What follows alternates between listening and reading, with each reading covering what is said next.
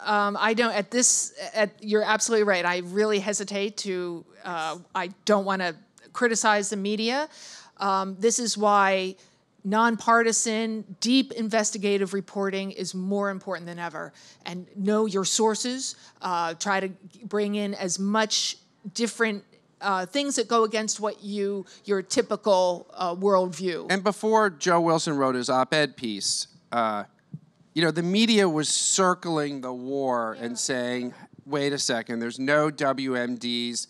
Were we being sold a bill of goods? Was the president lying to us when he told us Saddam Hussein was trying to build a nuclear bomb, because there doesn't seem to be a nuclear bomb? So the media really, investigative journalists, were really starting to unpack this story. Mm-hmm. They were hitting a lot of roadblocks, and then Joe Wilson came in and said, I'm the one who went to Africa, and I can tell you, the title of his piece is, What I Didn't Find in Africa.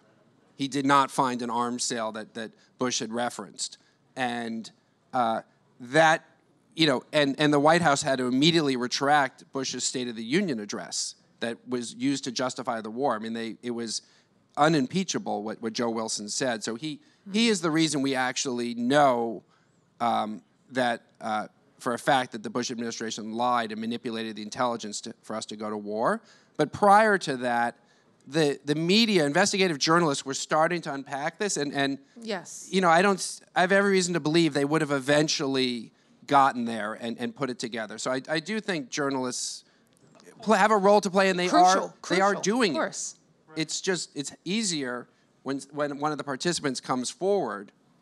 But, you know, I hope the moral of the story, when people see fair game, people who are in the administration and who are witnessing wrongdoing, isn't, oh my God, look what happened to Joe Wilson and Valerie Plame. And it should be speaking out, the importance of holding your government to account for their words, their deeds, speaking truth to power.